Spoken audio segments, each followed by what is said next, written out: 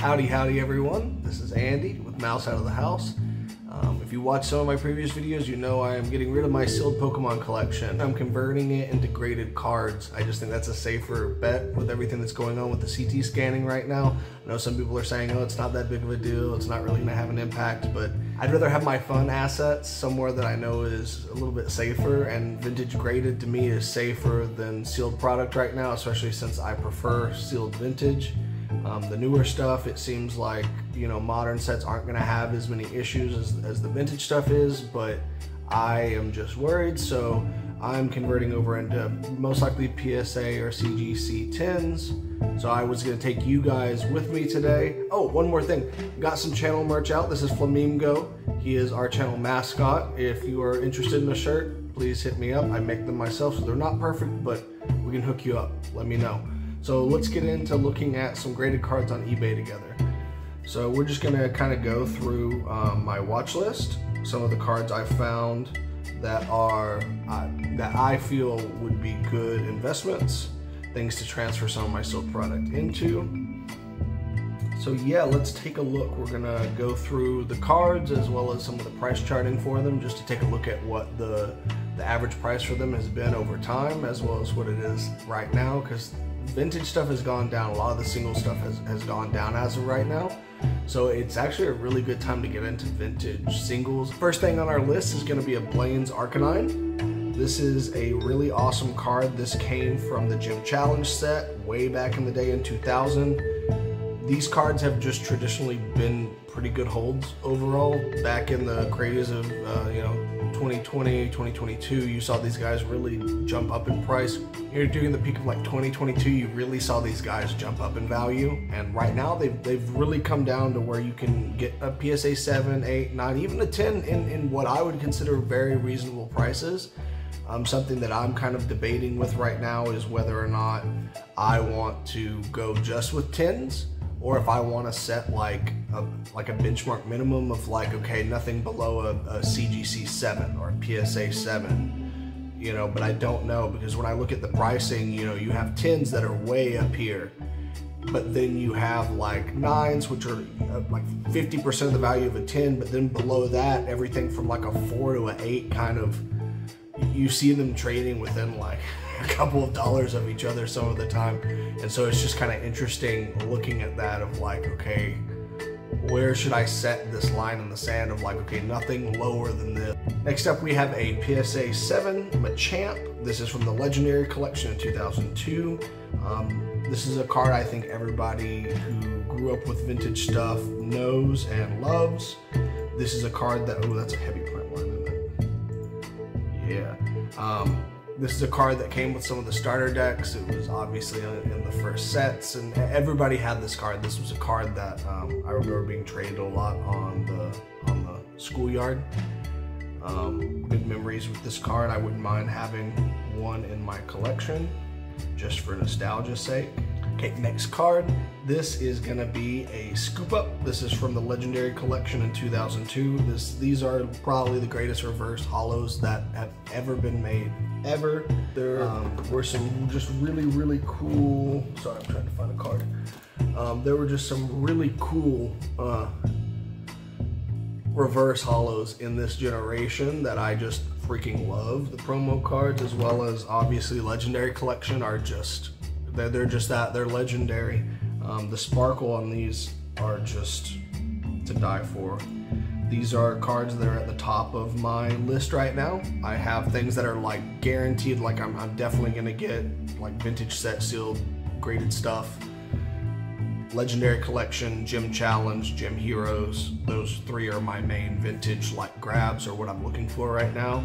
And then, you know, I kind of have stuff that's more in the realm of like speculative art. And we'll look at some of that stuff too, because I have a bunch of cool stuff that I'm interested in getting. And I would love for your guys' opinions, you know. Please drop a comment down there, a like, let me know what you think of my crappy choices. My horrible choice in Pokemon. This is another Legendary Collection. This is the Mysterious Fossil. I'm kind of looking at some of the trainer cards right now because you can get them for a lot less than the really desired reverse holo Pokemon. in higher grades for like, I mean, really reasonable prices, And these again, just that reverse hollow on these are just so crazy. They just pop like they literally call them like firework reverse hollow pattern, and they are just that. They are really cool, and these are top tier, top of my list of what I want to get in my collection. Legendary collection is absolutely up there. More legendary collection. You got Nidoran reverse hollow. Not a lot to say. As you can see, I'm kind of looking at a minimum of 7, I think. I think that's where the line's gonna be. But some of this stuff, it's just so cool, and you can get it for such a good price right now. And when you look at the price charting again, you know, you get this thing below 8 to where a lot of the prices are really close to each other, to where it's like, is it, if you're not gonna get a 9 or a 10, is it worth really carrying, you know, or do you really want to get 7 above? I don't know. I'm still learning. It's still a process for me too, guys and gals and everybody who's watching. Okay, this is one that I just found. There's a Blaine's Moltres Hollow in a PSA 6. And then again, this goes back to, I don't know where I want to draw the line. I keep struggling with that. This is just such a cool card, such a cool set. You know, having the gym leaders on the cards with these really cool art designs from this set are just, it's really awesome. It's something I really like. I think that will, well, I don't think, something that has held value over time, and I think will continue to hold value. They're at a low point right now, so it's just a really good time to be buying stuff like this if you have the disposable income. Lieutenant Surge Pharaoh in a PSA 9, Gym Challenge, sorry, this one's Gym Heroes. There were those 2 sets that were like right next to each other, and it was like 4 of the gym leaders on one box, 4 of the gym leaders on the other, so you had all 8 together. Really cool sets, really cool card. This, you know, these are definitely going to be in the collection. The legendary, the gym heroes and challenge, that's definitely going to be something that's incorporated in this. It's kind of cool, you know, if you're into collectibles and you're into stuff like this, and you decide every once in a while to just change it up. Just, you know, you can say what you want about the CT scanning stuff, and that does have implications, but sometimes it's nice just to change stuff up. Just go from one type of collectible to the other, especially if it's within the same, like, you know, it's all Pokemon. It's all Pokemon cards. So, you know, sealed, PSA graded, it's all cool. It's all cool. Okay, I think that's enough like vintage stuff. Let's look at some speculative alt art, full art, ooh, cool stuff, you know. Let's look at some different stuff. Okay, this is a Sun and Moon era tag team card. This is Zekrom and Pikachu. These cards, I know there's some other YouTubers talking about them right now. I think these cards are really slept on. You can find PSA 9s, PSA 10s for like 50 to 100 bucks or less in some cases. And these are just like really awesome card arts. We get cool stuff with Pokemon collaborations now, but there's something about this Sun and Moon era that I feel like it's just been ignored. You know, Sun and Moon kind of was a ugly stepchild. You can still find booster boxes of the base set for under $300. That's insane if you think about it comparatively to like what any other booster box, like except for Crimson Invasion from Sun and Moon, but everything from X and Y, most of the stuff from Sword and Shield even is getting up there, you know, especially Evolving Skies. But yeah, just cool stuff, really cool set.